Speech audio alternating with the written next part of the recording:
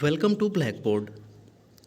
आज हम आपके साथ क्लास 12th बायोलॉजी के चैप्टर 4 रिप्रोडक्टिव हेल्थ अर्थात जनन स्वास्थ्य के इम्पोर्टेंट एमसीक्यू को कवर करने की कोशिश करेंगे।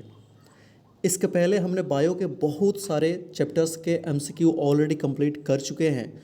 अगर आपने अब तक नहीं देखा है तो एक बार प्लेलिस्ट से जाके ज़रूर चेकआउट करिएगा, लिंक डिस्क्रिप्शन में दे दिया जाएगा। ये सभी एमसीक्यूज़ बोर्ड एग्जामिनेशन के साथ साथ कम्पिटिटिव एग्जामिनेशन के पॉइंट ऑफ व्यू से भी बहुत ज़्यादा इंपॉर्टेंट है। चलिए तो आज के लेक्चर को हम लोग शुरू करते हैं। अगर आप इस लेक्चर का पीडीएफ डाउनलोड करना चाहते हैं तो सिंपली हमारे इस टेलीग्राम चैनल को ज्वाइन कर वहाँ से डाउनलोड कर सकते हैं। इसके अलावा ट्विटर और इंस्टाग्राम पे इन आईडीज़ पर आप मुझे फॉलो भी कर सकते हैं। आज का पहला क्वेश्चन, परिवार नियोजन के लिए शुक्रवाहिनी को काटकर बांधने की विधि को कहते हैं। क्वेश्चन मैं रिपीट कर रहा हूँ, परिवार नियोजन के लिए शुक्रवाहिनी को काटकर बांधने की विधि को कहते हैं। क्या कहते हैं? पहला ऑप्शन है ट्यूबेक्टोमी, दूसरा है ओवरेक्टोमी, तीसरा है वेस्केक्टोमी, तीसरा है कैस्ट्रॉक्टोमी। ध्यान रखिएगा, शुक्रवाहिका को काट के बांधा जाता है, मतलब ये साधारण भाषा में पुरुष नसबंदी कहलाता है। पुरुष नसबंदी कहलाता है और इंग्लिश होता है इसका वेस्केक्टोमी, VASECTOMY, वेस्केक्टोमी। चलेगा। वही जब फीमेल्स में फैलोपियन ट्यूब को काट के बांधा जाता है तो उसे ट्यूबेक्टोमी कहते हैं, लेकिन शुक्रवाहिनी है मतलब मेल की बात हो रही है तो क्या होगा? वेस्केक्टोमी, ऑप्शन सी। एक का सही जवाब ऑप्शन सी होगा। दूसरा है, ऑस्ट्रेलियन एंटीजन जांच द्वारा किस बीमारी का पता लगाया जाता है? क्वेश्चन रिपीट, ऑस्ट्रेलियन एंटीजन जांच द्वारा किस बीमारी का पता लगाया जाता है? पहला ऑप्शन है एड्स, दूसरा है हेपेटाइटिस बी, तीसरा ऑप्शन है जेंटियल वार्ड्स, चौथा है कॉनकोरॉइड। तो इसका सही जवाब होगा ऑप्शन बी, हेपेटाइटिस बी। जी हाँ, हेपेटाइटिस बी को डिटेक्ट करने के लिए ऑस्ट्रेलियन एंटीजन जांच करवाया जाता है। चलेगा, ध्यान रखिएगा। ऑस्ट्रेलियन थोड़ा सा एक कंट्री या कॉन्टिनेंट के नाम पे है तो इसको याद रखना काफ़ी आसान भी होता है। अगला क्वेश्चन है, एड्स के लिए सबसे सही ड्रग है? एड्स के लिए सबसे सही ड्रग है, पहला ऑप्शन है एसाइक्लोवीर, दूसरा है डिडेनोसाइन, तीसरा है जीडोविडाइन, तीसरा है टेट्रासाइक्लिन। ध्यान दीजिएगा, जो एसाइक्लोवीर जो है ये हर्ब्स के इलाज के लिए होता है। किसके? हर्ब्स के लिए होता है। दूसरा जो नेक्स्ट ऑप्शन है डिडेनोसाइन, ये एचआईवी के इलाज के लिए होता है, हमको एचआईवी एड्स के लिए ही चाहिए। तीसरा है जीडोविडाइन, ये भी एचआईवी के लिए होता है। और चौथा टेट्रासाइक्लिन एक एंटीबायोटिक होता है, वो वायरल्स को ठीक करने में इस्तेमाल होता है। तो ये ऑप्शन बी और सी दोनों एचआईवी के लिए, लेकिन मोस्ट कॉमन कौन सा है? तो ऑप्शन सी इसका सही जवाब होगा। जीडोविडाइन जो है वो सबसे ज़्यादा कॉमनली यूज़ किया जाता है और प्रभावी भी है। 4 नंबर क्वेश्चन है, लिंग जांच के कौन सी विधि का सबसे अधिक दुरुपयोग किया गया है? लिंग जांच के कौन सी विधि का सबसे अधिक दुरुपयोग किया गया है? तो इसका जवाब होगा ऑप्शन बी, अमनियोसेंटेसिस। अमनियोसेंटेसिस का सबसे ज़्यादा दुरुपयोग किया गया है लिंग जांच के लिए, गैर कानूनी तरीके से इसका इस्तेमाल किया गया है। 5 नंबर क्वेश्चन है, जन्म दर नियंत्रण की विधि कौन सी है? क्वेश्चन है, जन्म दर नियंत्रण की विधि कौन सी है? पहला है GIFT, दूसरा है IVF-ET, तीसरा है IUCDS, चौथा है ICSI। तो इसका सही जवाब होगा option C, IUCDS। 6 number question है, निम्नलिखित में कौन सी हार्मोन रिलीजिंग IUCD है? हार्मोन रिलीजिंग पूछा जा रहा है। पहला ऑप्शन है लिप्स लूप, दूसरा है मल्टीलोड 375, तीसरा है CUT, चौथा है LNG-20। तो इसका सही जवाब होगा ऑप्शन डी, LNG-20। जी हाँ, LNG-20 एक हार्मोन रिलीजिंग IUCD की कैटेगरी में आता है। अब इसका फुल फॉर्म क्या होता है? देखिए, LNG-20 जो होता है वो रिलीज़ करता है, क्या रिलीज़ करता है? तो लेवोनोरगेस्ट्रेल रिलीज़ करता है। लेवोनोरगेस्ट्रेल जो होता है रिलीज होता है किसके यूज से? LNG-20 के यूज से होता है, जो क्या करता है तो काफ़ी यूज़फुल होता है ये जन्म दर को नियंत्रित करने के लिए। 7 नंबर क्वेश्चन है, मॉर्निंग आफ्टर पिल्स से गर्भधारण को रोका जा सकता है यदि इसे डैश डैश घंटे के अंदर लिया जाता है। ऑप्शन है 50 घंटे, दूसरा है 60 घंटे, तीसरा है 30 घंटे, चौथा है 72 घंटे। देखिए नियम तो ये कहता है कि आप एज सुन एज पॉसिबल जब इसका यूज़ करते हैं तो ये ज़्यादा इफेक्टिव होता है, लेकिन अगर मैक्सिमम पूछा जाए कि कितने घंटे तक आप ले सकते हैं तो इसका सही जवाब होता है 72 आवर्स, 72 घंटे। 72 घंटे तक लेने से ये इफेक्टिव होता है। 100% तो नहीं होता है लेकिन फिर भी इफेक्टिव होता है। 8 नंबर क्वेश्चन है, कैंडिडियोसिस एक कारण है। कैंडिडियोसिस का कारण है, कैंडिडियोसिस ना एक रोग है जिसका कारण कौन सा है, तो इसका सही जवाब होगा option B Candida. Option B इसका सही जवाब होगा कैंडिडा। 9 नंबर क्वेश्चन है, नर में एड्रोपॉज किसके समतुल्य होता है। नर में एड्रोपॉज किसके समतुल्य होता है। पहला ऑप्शन है एड्रोजन बाइंडिंग प्रोटीन, दूसरा है फीमेल मेनोपॉज, तीसरा है प्रोस्टाग्लैंडिन, चौथा है एंड्रोजन। तो सही जवाब होता है ऑप्शन बी फीमेल मोनोपॉज। नर में एड्रोपॉज फीमेल में मेनोपॉज के बराबर होता है, उसके जैसे ही होता है, जिसके बाद से सेक्सुअल कैपेसिटी ऑलमोस्ट घट जाती है। अगला है 10 नंबर क्वेश्चन, सिफिलिस के लिए सबसे उपयुक्त जांच है। सिफिलिस के लिए सबसे उपयुक्त जांच है। पहला ऑप्शन है एलिसा, दूसरा है पीसीआर, तीसरा है वीडीआरएल, चौथा है डीएनए हाइब्रिडाइजेशन। तो इस क्वेश्चन का सही जवाब होगा ऑप्शन सी वीडीआरएल। चलेगा। सिफिलिस के लिए सबसे अधिक जो उपयोगी जांच होता है डिटेक्ट करने के लिए वो होता है वीडीआरएल। अब ये वीडीआरएल का फुल फॉर्म क्या होता है एक बार यहाँ देख लेंगे, वेनेरल डिजीज रिसर्च लेबोरेटरी, इसी को बोलते हैं VDRL। V for venereal, D for disease, R for research, L for laboratory. चलेगा। अगला है 11 नंबर क्वेश्चन, जन्म दर नियंत्रण के लिए कौन सी रासायनिक विधि उपयोग में लाई जाती है। रासायनिक विधि की बात करी जा रही है, केमिकल मेथड यूज किया जाए कौन सा, तो इसमें केमिकल एक ही है, ऑप्शन सी जेली क्रीम, जो केमिकल के तौर पे होता है, इसलिए 11 का सही जवाब ऑप्शन सी होगा। अगला क्वेश्चन हमारा होगा 12 नंबर, निम्नलिखित में कौन सी यांत्रिक तकनीक है गर्भधारण के लिए तथा IUCD के लिए। कौन सा यांत्रिक तकनीक है, मतलब वो किसी केमिकल का फॉर्म में नहीं होना चाहिए, वो किसी टेबलेट के फॉर्म में नहीं होना चाहिए, मैकेनिकल मेथड कोई होना चाहिए, यांत्रिक तकनीक होनी चाहिए। पहला इसका ऑप्शन है कॉपर टी, दूसरा है सम्मिश्रित गोली, तीसरा है फोम, चौथा है एबॉर्टेंट गोली। तो टेबलेट तो सब पॉसिबल नहीं है, फोम होगा नहीं, तो कौन सी यांत्रिक तकनीक है, तो बच गए ऑप्शन ए कॉपर टी, इसलिए इसका सही जवाब होगा ऑप्शन ए। 12 का सही जवाब ऑप्शन ए। 13 नंबर क्वेश्चन है, निम्नलिखित में कौन सी यांत्रिक तकनीक ग्रीवा के ऊपर गर्भधारण के लिए लगाया जाता है। कौन सी यांत्रिक तकनीक ग्रीवा के लिए गर्भधारण के लिए लगाया जाता है, तो इसका सही जवाब होगा ऑप्शन ए डायफ्राम। जी हाँ, डायफ्राम का यहाँ इस्तेमाल किया जाता है। 14 नंबर क्वेश्चन है, गर्भ निरोधक गोली में निहित प्रोजेस्टेरॉन से क्या तात्पर्य है। क्वेश्चन रिपीट करते हैं, गर्भ निरोधक गोली में निहित प्रोजेस्टेरॉन से क्या तात्पर्य है। पहला ऑप्शन है अंडोत्सर्ग को रोकना, दूसरा है निषेचन को रोकना, तीसरा है युग्मज के इम्प्लांटेशन को रोकना, चौथा है क्लीवेज को रोकना। तो सही जवाब होगा ऑप्शन है अंडोत्सर्ग को रोकना। जी हाँ, गर्भ निरोधक गोली में जो प्रोजेस्टेरॉन होता है उसका मकसद क्या होता है, अंडोत्सर्ग को रोक देना। अच्छा, अगर आपको ये लेक्चर पसंद आए तो अपने दोस्तों तक जरूर शेयर करिएगा, और अगर आप हमारे चैनल पर नए हैं तो सब्सक्राइब जरूर करिएगा। अगला क्वेश्चन देखते हैं 15 नंबर, एक गर्भ निरोधक गोली अंडोत्सर्ग को किस प्रकार रोकता है।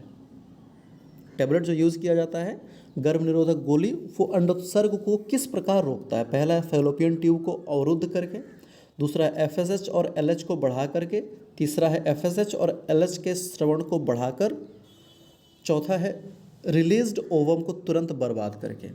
ध्यान रखिएगा, इसमें 4 ऑप्शन दिए गए हैं, तो इसका सही जवाब होता है ऑप्शन बी FSH और LH को रोक कर। जी हाँ, एक गर्भ निरोधक गोली अंडोत्सर्ग को FSH और LH को रोक कर काफ़ी मददगार साबित होता है।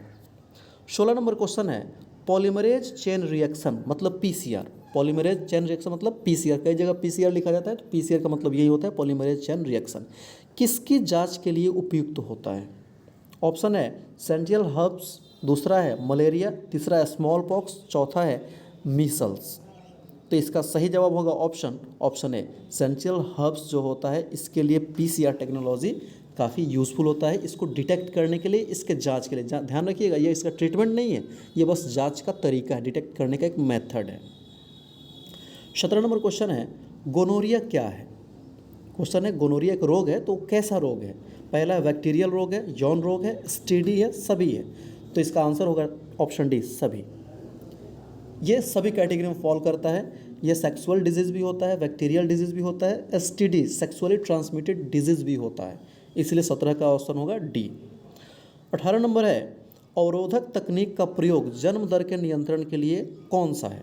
अवरोधक तकनीक का प्रयोग जन्म दर के नियंत्रण के लिए, पहला है प्रोटेक्टिव गियर मतलब कॉन्डोम, दूसरा है वजाइनल पाउच, तीसरा है डायफ्राम, चौथा है सभी। तो इसका सही जवाब होगा ऑप्शन डी, सभी। जी हाँ, अवरोधक तकनीक के जन्म दर के नियंत्रण के लिए इनमें से सभी मेथड्स का यूज किया जाता है। 19 नंबर क्वेश्चन है शरीर के किस हिस्से में शुक्राणुनाशक द्वारा शुक्राणु को मारा जाता है। क्वेश्चन है शरीर के किस हिस्से में शुक्राणुनाशक द्वारा शुक्राणु को मारा जाता है। तो इसका जवाब होगा, देखिए ग्रीवा में भी ये पॉसिबल है और फैलोपियन ट्यूब में भी पॉसिबल है। सॉरी, फैलोपियन ट्यूब में नहीं पॉसिबल होता है, इसलिए इसका सही जवाब ऑप्शन डी होता है। ऑप्शन ए और बी दोनों जगह पे शुक्राणु को मारा जा सकता है। 20 नंबर क्वेश्चन है गोनोरिया और सिफिलिस कहाँ सबसे अधिक पाया जाता है। अफ्रीकन देशों में, यूरोपियन देशों में, पूरे विश्व में, एशियन देशों में। ध्यान रखिएगा, गोनोरिया जो होता है ना वो अफ्रीकन देशों में ज़्यादा पाया जाता है, तुलनात्मक रूप से अफ्रीकन में ज़्यादा पाया जाता है, जबकि सिफिलिस जो होता है ना यूरोपियन कंट्रीज़ में ज़्यादा होता है। लेकिन दोनों को एक साथ पूछा गया है और कोई ऐसा ऑप्शन है नहीं, इसीलिए इसका आंसर आप कर सकते हैं ऑप्शन सी, कि पूरे विश्व में ये मोटा मोटी फैला हुआ है। लेकिन वही होता है कि अफ्रीका और यूरोप में, क्रमशः अफ्रीका और यूरोप में, तो वो इसका सही जवाब हो जाता। 21 नंबर क्वेश्चन है निम्नलिखित में कौन सा यौन संक्रमित रोग है।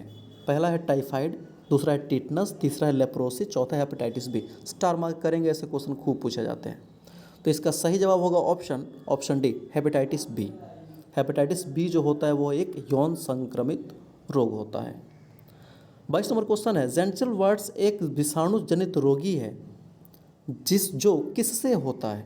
ऑप्शन है क्लेमाइडोट्रैकोमेटिस द्वारा, दूसरा है ट्राइकोमोनास बेजिनेलिस द्वारा, तीसरा है ट्रेपिनेमा पैलिडम द्वारा और चौथा है ह्यूमन पैपिलोमा वायरस द्वारा। तो इसका सही जवाब होगा option D, human papilloma virus द्वारा। इसको HPV भी लिखा जाता है, HPV, ह्यूमन पैपिलोमा वायरस। अगला क्वेश्चन है भारत में परिवार नियोजन कार्यक्रम कब शुरू हुआ। भारत में परिवार नियोजन कार्यक्रम कब शुरू हुआ। ऑप्शन है 1951 में, 1960 में, 1970 में, 1980 में। तो इसका सही जवाब होगा 1951 में, ऑप्शन ए। कई जगह 1952 भी लिखता है, लेकिन सिंस 52 है नहीं तो ज़्यादा सोचने की ज़रूरत है नहीं। इसका सही जवाब होगा ऑप्शन ए, 1951 में। 24 नंबर क्वेश्चन है जनसंख्या अधिक होने से क्या होता है ये बताना है। प्रति व्यक्ति आय कम होती है, एकदम सही बात है। प्रति व्यक्ति आय बढ़ जाती है, ये गलत बात है। जनसंख्या की स्वास्थ्य अच्छी हो जाती है, ये भी गलत बात है। जब ये दो गलत है तो सभी होगा नहीं। तो कौन सा ऑप्शन सही होगा। 24 का ऑप्शन ए, प्रति व्यक्ति की आय कम हो जाती है। 25 नंबर है संतानोत्पत्ति नियंत्रण के क्या उपाय हैं। हार्मोनल विधियाँ, प्राकृतिक विधियाँ, यांत्रिक विधियाँ, इनमें से सभी। तो ऑप्शन सही होगा डी, इनमें से सभी। हार्मोनल, प्राकृतिक, यांत्रिक, तीनों मेथड से संतानोत्पत्ति को नियंत्रित किया जा सकता है, जन्म दर को नियंत्रित किया जा सकता है। अगला है सहेली नामक गर्भ निरोधक होता है। 26 नंबर क्वेश्चन है सहेली नामक गर्भ निरोधक होता है। पहला ऑप्शन है सिर्फ प्रोजेस्टेरॉन युक्त, दूसरा है प्रोजेस्टेरॉन और एस्ट्रोजन युक्त, तीसरा है FSH युक्त, चौथा है सभी। तो इसका सही जवाब होगा ऑप्शन ए, सिर्फ प्रोजेस्टेरॉन युक्त। 27 नंबर क्वेश्चन है अंतःगर्भाशय तकनीक की औसत असफलता दर क्या है। ध्यान रखिए, कन्फ्यूज नहीं होना, यहाँ सफलता नहीं पूछा जा रहा है। सफलता होता तो 96% हो जाता, यहाँ असफलता पूछा जा रहा है। तो अगर सफलता दर 96% है तो असफलता दर कितना होगा। Option D, 4%। इसीलिए 27 का सही जवाब ऑप्शन डी होगा। अगला क्वेश्चन है 28 नंबर जनन स्वास्थ्य के लिए क्या सावधानी की ज़रूरत है।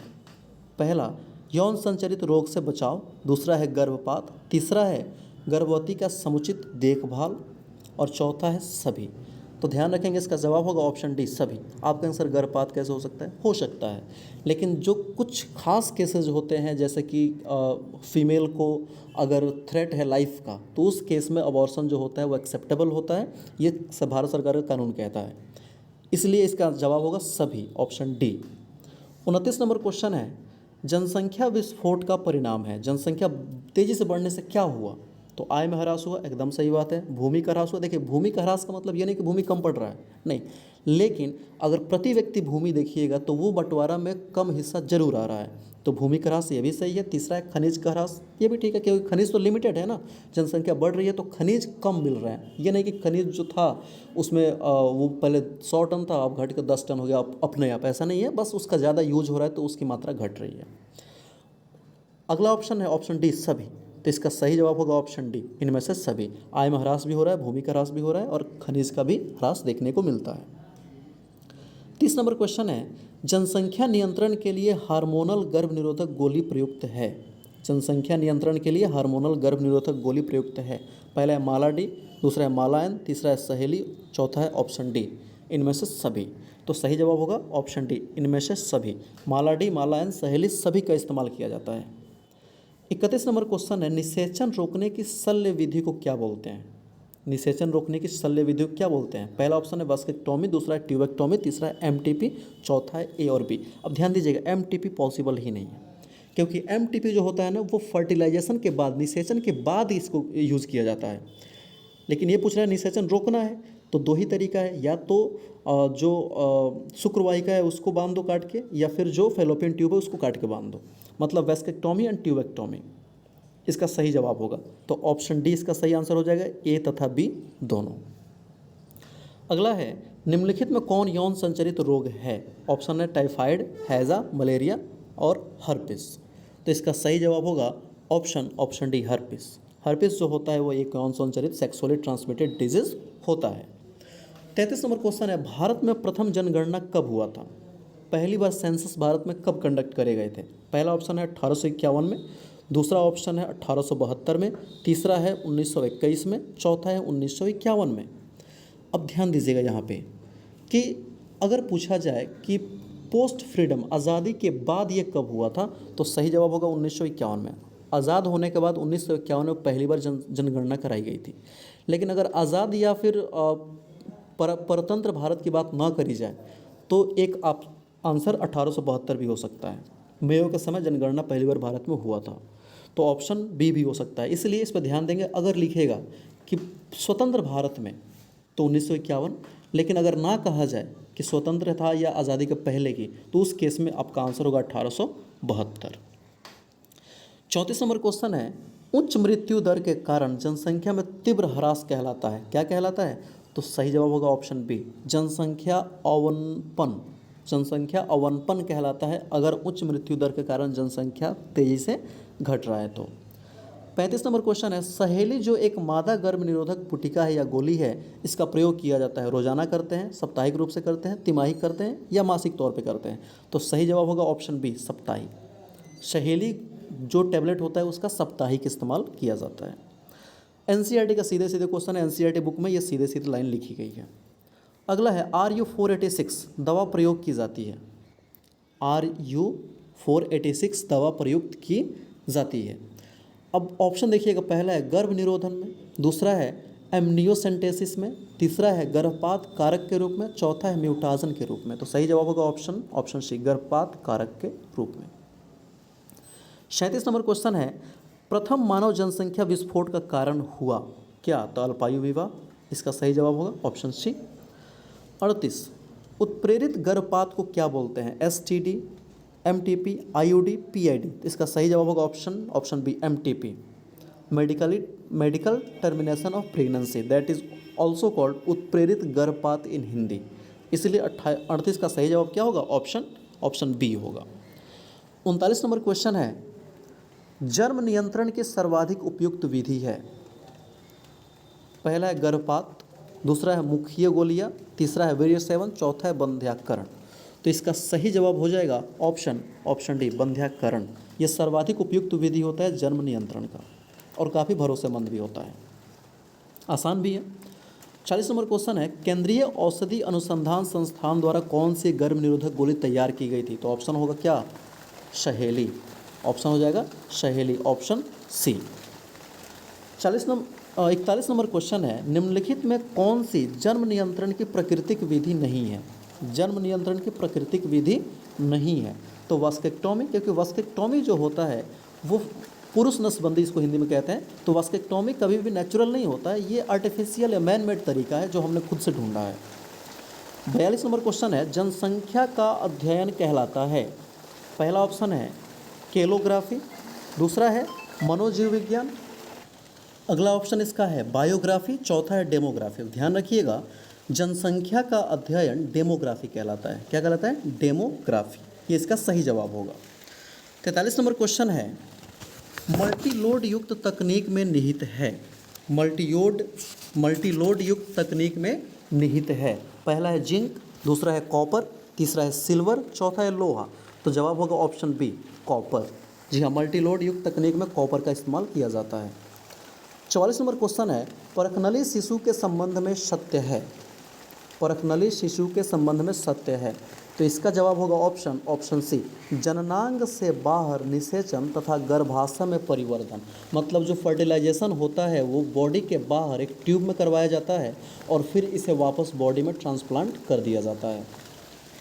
अगला क्वेश्चन होगा 45 नंबर, परखनली शिशु वह तकनीक है जिसमें, परखनली शिशु वह तकनीक है जिसमें, पहला ऑप्शन है अंडवाहिनी से युग्मनज लेकर संवर्धित किया जाता है फिर इसे रोपित किया जाता है, दूसरा ऑप्शन है अंडाणु लेकर फिर इसे बाहर निषेचित कराकर रोपित करते हैं। कहाँ पे? तो गर्भाशय में। तो ये सही दिख रहा है, इसलिए 45 का सही जवाब ऑप्शन बी होगा। 46 है, परखनली शिशु को उत्पन्न करने के लिए भ्रूण को कौन सी अवस्था में स्त्री के शरीर में रोपित किया जाता है? 32 कोशिकीय अवस्था मतलब 32 ब्लास्टोमेयर्स, या 64 कोशिकीय अवस्था, 100 कोशिकीय अवस्था, 164 कोशिकीय अवस्था। तो इसका सही जवाब होगा ऑप्शन ए, 32 कोशिकीय अवस्था। 47 नंबर क्वेश्चन है, कॉपर्टी रोकता है? किसको रोकता है? 47 नंबर क्वेश्चन ध्यान से पढ़िएगा। कॉपर्टी रोकता है, पहला ऑप्शन है निषेचन को, दूसरा है ओवल्यूशन को, तीसरा है यूटेरस की दीवार पर भ्रूण के बनने को, चौथा है रिप्रोडक्टिव डक्ट में रुकावट को। इसका सही जवाब होगा ऑप्शन ए, निषेचन को। चलेगा। नेक्स्ट क्वेश्चन हमारा है 48, निम्न में कौन विषाणु जनित रोग है? विषाणु मतलब होता है वायरस, वायरस का हिंदी होता है विषाणु। तो कौन विषाणु जनित रोग है, ये भी क्वेश्चन पूछा गया है। पहला ऑप्शन है फ्लू, दूसरा है पोलियो, तीसरा है एड्स और चौथा है इनमें से सभी। तो इसका सही जवाब होगा इनमें से सभी। जी हाँ, फ्लू, पोलियो, एड्स सभी के सभी विषाणु जनित रोग में आते हैं। नेक्स्ट क्वेश्चन हमारा है, जनसंख्या अधिक होने से क्या होता है? ये क्वेश्चन कई बार रिपीट हो रहा है। आय की कमी, जमीन की कमी, खनिज पदार्थ की कमी, इनमें से सभी। ये ऑप्शन डी इसका सही जवाब होगा, इनमें से सभी। 50 नंबर क्वेश्चन है, गर्भाशय में कॉपर्टी एक प्रभावी है एवं अंतः गर्भाशय युक्ति होने का मुख्य कारण है।